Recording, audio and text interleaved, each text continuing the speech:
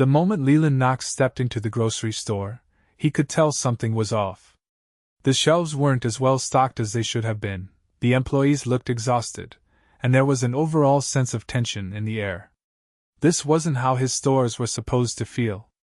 Leland had bought the chain 10 years ago, expanding it from a struggling family business into 10 thriving locations. But lately, customer complaints had been piling up about this particular store: rude employees, long checkout lines, and poor service. Employees were quitting at an alarming rate. His district manager, Todd, had assured him things were under control. But Leland wasn't the type to take someone's word for it. He needed to see for himself. Dressed in a faded hoodie, jeans, and a baseball cap, Leland looked like any other customer. His stores had grown so much that most employees had never met him in person. The managers had seen his face in emails, but they wouldn't expect him to show up unannounced, much less disguised as a shopper. As he pushed a cart through the aisles, he watched the employees carefully. Some were stocking shelves mindlessly, barely looking up. Others moved like they were dragging themselves through the shift. But then he spotted something different. A young employee, a teenage boy with shaggy brown hair, was helping an elderly woman put items into her cart. She clutched a shopping list in one hand, her other hand trembling slightly as she leaned on her cane. "Thank you so much, dear," the woman said, her voice frail but warm. "I can't reach those high shelves like I used to." "It's no problem at all, ma'am," the worker said. His name tag read Jeremy. "Take your time." "Do you need help finding anything else?" Leland felt a rare sense of relief. Finally, someone who actually cared. But that relief lasted only seconds. A sharp voice cut through the store. "Jeremy." A man in his late 40s stormed toward them. His name tag read Frank, store manager. His face was twisted in irritation. Jeremy turned, confused. "Yeah?" Frank narrowed his eyes. "What the hell are you doing?" Jeremy glanced at the elderly woman, then back at his boss. "Helping a customer?" Frank scoffed. "We're not personal assistants, Jeremy. You're supposed to be stocking. I don't pay you to waste time holding someone's hand while they shop." Leland's fists clenched. The elderly woman looked down, embarrassed. "She just needed a little help reaching. I don't care." Frank snapped. "You want to play helper? Do it on your own time. Get back to work or clock out." Leland expected Jeremy to back down, but the kid didn't. He took a breath, his jaw tightening. "I was helping a customer. Isn't that kind of the point of working here?" Frank let out a bitter laugh. "You think you know how things work? You don't. You follow orders, you do your job, and you don't argue. Or you can find another one." Jeremy hesitated, glancing at the woman, who was gripping her cane a little tighter now. Leland could see the conflict in his eyes stand up for what's right or keep his job. That was enough. Leland stepped forward. "Excuse me," he said, keeping his voice calm but firm. "Is there a reason you're yelling at him for doing his job?" Frank barely glanced at him. "Stay out of it, sir. This doesn't concern you." "It does when you're embarrassing a loyal customer," Leland shot back. "And when you're punishing an employee for showing basic decency." Frank's lip curled. "You wouldn't understand how retail works." Leland kept his temper in check. "Barely. Try me." Frank let out a long breath, like he was talking to an idiot. "We're short-staffed, okay? Every second wasted on nonsense is a second we fall behind. We don't have time for babysitting." Leland eyed the store. Half the employees looked checked out, avoiding eye contact. A few were even on their phones while stocking shelves. Yet this was where Frank drew the line. Jeremy's face was red, but he stayed quiet. The elderly woman cleared her throat. "Young man, I've been coming to this store for years, and I've never been treated like this. That boy is the only reason I didn't leave my cart and walk out today." Frank rolled his eyes. "Ma'am, I apologize if you're upset, but no, I don't think you do," she interrupted. "Because if you did, you wouldn't talk to people like this." A few employees nearby were watching now. Frank's face darkened. Jeremy, get back to work. Now. Leland took a slow breath. He wasn't ready to reveal who he was yet, but he wasn't going to stand by and watch this either. I'll help her, he said, looking at Jeremy. You go ahead. Jeremy hesitated, then gave the old woman an apologetic look before stepping away. As Leland turned back to her, she gave him a grateful smile. That was kind of you, young man. He smiled back. It's how it should be. But inside, he was fuming. Frank had just put himself on Leland's radar in the worst way possible. And Leland wasn't leaving this store until he got to the bottom of everything wrong with it. Leland wandered deeper into the store, letting the confrontation with Frank settle in his mind. That kind of attitude didn't come from nowhere. It was the result of a culture, one that had been allowed to fester. And if Frank was comfortable berating an employee in front of customers, Leland could only imagine what went on behind the scenes. He needed to see more. At the checkout lanes, only 2 registers were open, both with long lines trailing down the aisles. The self-checkout stations had several out-of-order signs taped to them. A few frustrated customers shuffled impatiently, glancing at their watches. A woman near the front sighed loudly, shifting a toddler from one hip to the other as she tried to keep him from grabbing a candy bar. A cashier, a young woman with dark circles under her eyes, was scanning groceries as fast as she could. Her name tag read Sonia. She forced a smile, but it wasn't hard to tell she was overwhelmed. Leland moved to the side, listening. I'm so sorry for the wait, Sonia said to the customer in front of her. We're really short-staffed today. The customer, an older man, shook his head. Every time I come in here, it's the same thing. You guys used to be better. Sonia's hands hesitated for half a second before she kept scanning. I know. We're doing our best. Leland caught a glimpse of her register screen. She was moving fast, but she had no help bagging groceries, which was slowing everything down. Across from her, at the other open register, a cashier named Kyle looked just as stressed. Unlike Sonia, he wasn't bothering with pleasantries. He barely spoke as he rang up a woman's groceries. When she handed him cash, he sighed loudly as he counted the change back. Leland had seen enough. He turned and made his way toward the back of the store, where the employee break room was located. If anyone stopped him, he'd come up with something. But no one did. No one even noticed him. The door to the break room was slightly ajar. He stepped inside. The air was thick with exhaustion. A few employees sat around a small table, phones in hand, barely speaking. A vending machine hummed in the corner. The walls were dull, the bulletin board cluttered with outdated notices. A scheduling sheet was pinned up, and Leland's gaze caught something immediately. Most employees were scheduled for back-to-back shifts with minimal breaks. A young woman in a stocker's uniform, Rachel, stood by the coffee machine, rubbing her temples.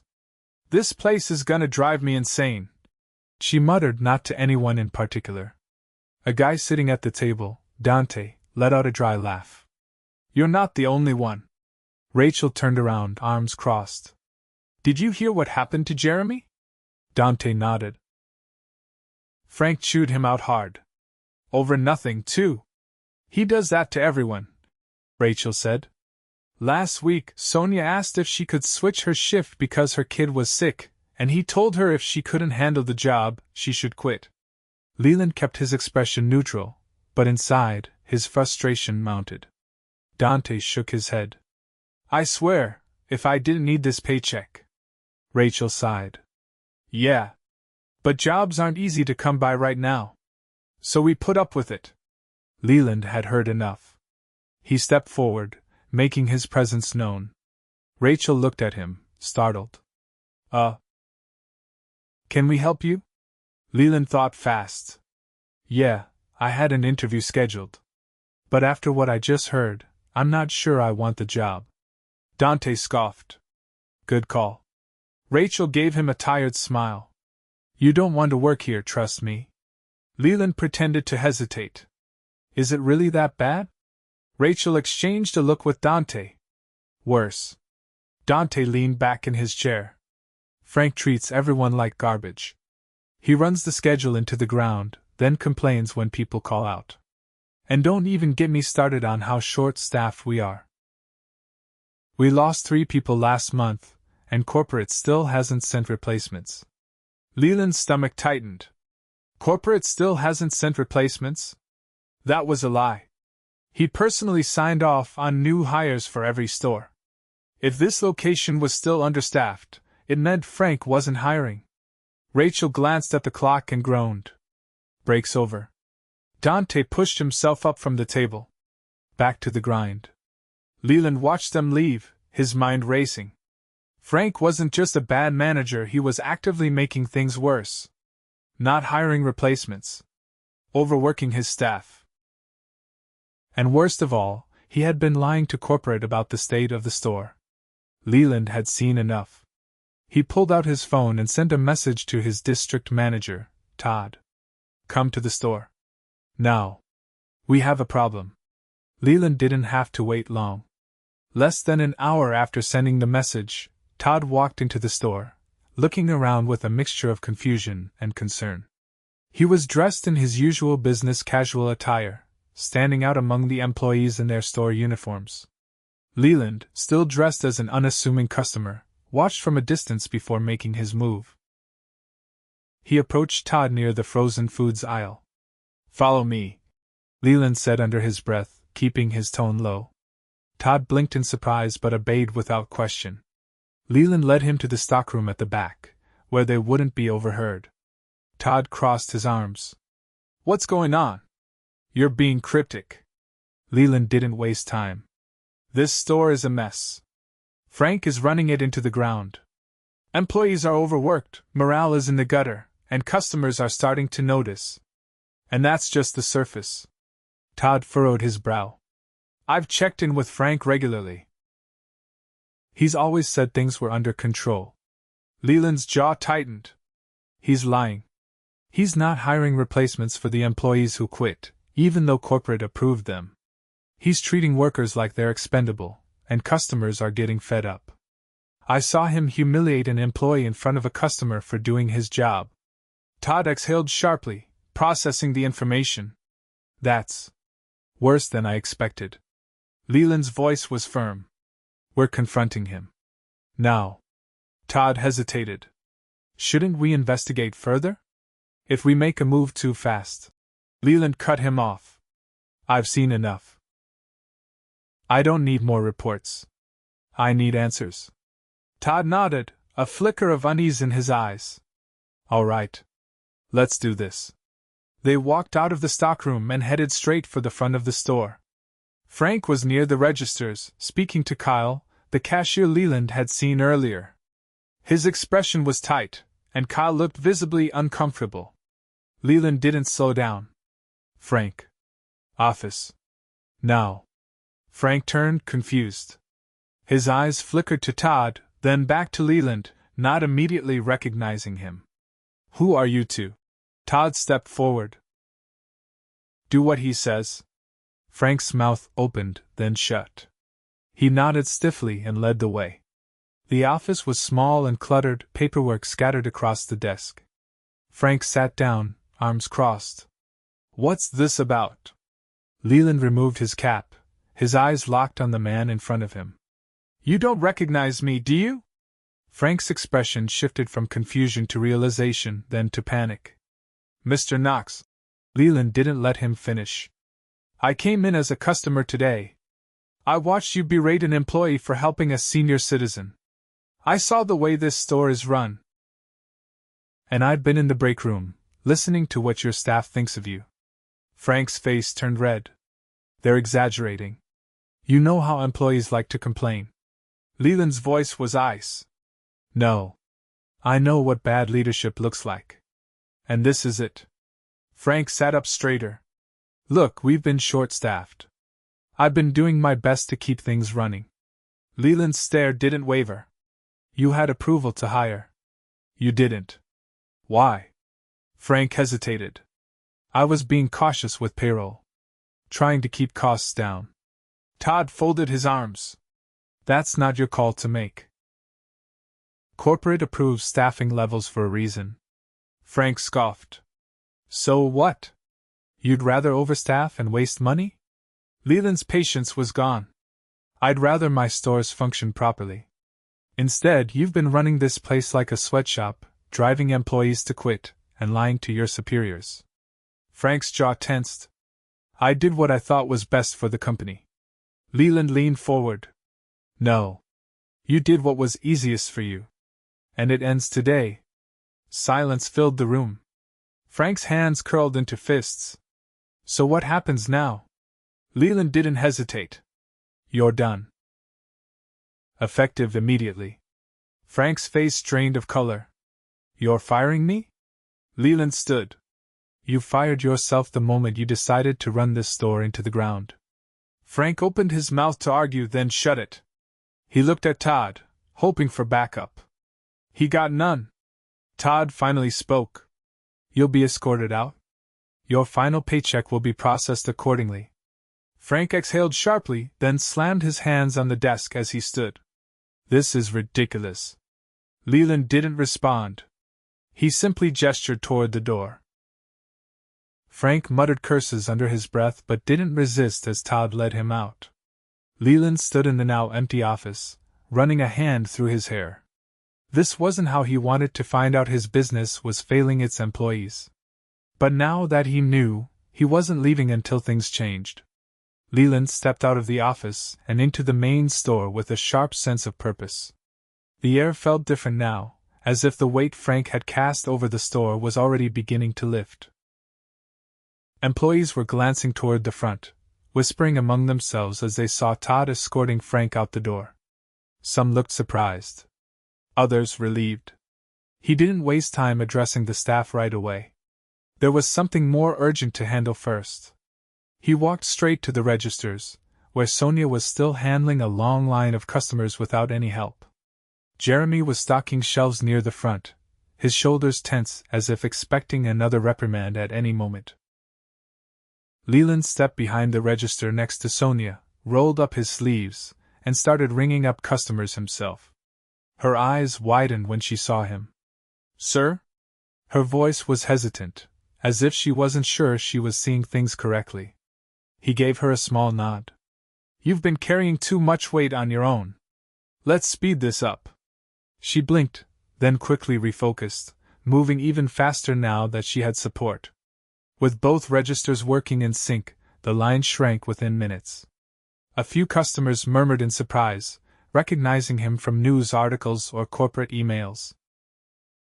One man, placing his groceries on the belt, glanced between Leland and Sonia. Didn't expect to see the owner bagging groceries, he muttered. Leland didn't look up as he scanned a barcode. Didn't expect to find my store in this condition, but here we are. The man let out a short laugh but said nothing more. 5 minutes later, the last customer in line walked out, and Leland finally turned to Sonia. You've been working without a bagger all day? Her answer came with a tired nod. Most days, yeah. He exhaled slowly. That's going to change. Jeremy approached cautiously, still unsure of where things stood. His voice was careful. Is Frank really gone? Leland met his gaze evenly. As of today, yes. Jeremy let out a breath, his shoulders relaxing slightly. Good. Leland gestured toward the group of employees gathering nearby. Can everyone step over here for a minute? One by one, the staff moved in, some hesitant, others openly curious. Dante and Rachel stood near the back, arms crossed as they listened. Leland didn't waste time with pleasantries. I've spent the day watching how this store runs. What I saw was unacceptable. His voice was level, firm but not unkind. You've been short-staffed because someone made the decision to ignore corporate approvals. You've been overworked because schedules weren't managed properly. And worst of all, you've been treated like you're disposable. That ends now. A few employees exchanged looks, unsure whether to believe him. Rachel finally spoke up. What happens next? Leland's answer came without hesitation. First, we're hiring immediately. Everyone who was supposed to be brought on will be. No more working half a team's job for a single paycheck. Dante raised an eyebrow. And management? Leland's tone sharpened. We're bringing in someone who actually values the staff. There was a beat of silence before Sonia spoke, her voice quieter. We've heard things like that before. Nothing ever changes. Leland met her gaze directly. Then you've never had me in the store personally making sure it does. That was enough to silence any further skepticism, at least for the moment. Leland turned to Todd, who had rejoined them. Make sure the hiring paperwork is processed by the end of the week. I want this store fully staffed as soon as possible. Todd gave a sharp nod. I'll take care of it. Leland looked back at the employees. In the meantime, anyone who has concerns, speak up now. I don't want problems going unaddressed ever again. There was a pause before Jeremy stepped forward. People quit because of how they were treated, but also because there's no real incentive to stay. No raises, no recognition when someone actually puts in the effort. Leland nodded. Understood. That's changing too. Rachel hesitated, then added, the schedule situation, it's brutal. Some of us barely have time to sleep between shifts. Leland's expression darkened slightly. That should never have been happening. From now on, scheduling will be balanced properly. If anyone feels like they're being pushed too hard, I expect it to be brought up immediately. The employees stood a little straighter, the tension in their posture easing ever so slightly. Dante let out a short breath. All right. We'll see if this actually sticks. Leland didn't take offense. He understood doubt could only be erased with action, not words. He turned back to Jeremy. You stood up for a customer when no one else did. That's the kind of employee I want representing this store. Jeremy blinked. I wasn't trying to impress anyone. You did the right thing. Leland interrupted. That's worth recognizing. Jeremy didn't argue. He just nodded. Leland surveyed the group one last time. Things will be different. And if they're not, I want to hear about it directly. The employees gave small nods. Some still looked cautious, but there was a shift in the air just enough for Leland to know that, for the first time in a long time, they were beginning to believe things might actually change. And this time they would. Leland remained in the store for the rest of the day, quietly observing how the employees handled their shifts now that Frank was gone. The tension hadn't disappeared overnight, but there was a noticeable difference. Conversations were less hushed, employees moved with a little more energy, and for the first time since stepping into the store that morning, Leland saw flickers of hope in their faces. Todd stood nearby, a tablet in hand, already making adjustments to the store's operations. They had a long way to go, but progress had begun. As evening approached, Leland knew there was one more thing left to do before he left. He walked back to where Jeremy was finishing up in the dairy aisle, carefully rotating milk cartons to ensure the oldest ones were in front. The kid worked efficiently, not just going through the motions but actually paying attention to what he was doing. Leland stopped a few feet away, watching him for a moment before speaking. You ever think about moving up here? Jeremy turned confused. What do you mean? You handled yourself well today, Leland said. Not just with the customer, but in general. That's not something I see in every employee. Jeremy wiped his hands on his apron, his stance guarded. I don't think Frank would have said the same. Leland nodded. That's exactly why he's gone. Jeremy let that sink in, then shrugged. I just try to do my job the right way. That's exactly the kind of approach this store needs, Leland said. We're bringing in a new store manager, but I want someone on the leadership team who understands what it's like on the ground level. Someone employees trust. Jeremy frowned slightly, as if trying to figure out where this was going. Are you saying what I think you're saying? I want you to consider stepping into a supervisor role, Leland said. You wouldn't be managing the store outright, but you'd have more responsibility. And more pay. Jeremy's brows lifted in genuine surprise. I've only been here a few months. That doesn't matter, Leland said. What matters is that you care. That's rare. And it's something I don't want to go to waste. Jeremy hesitated, clearly weighing the offer. I don't know if I'm ready for that. Leland gave him an even look. No one ever is. But you learn.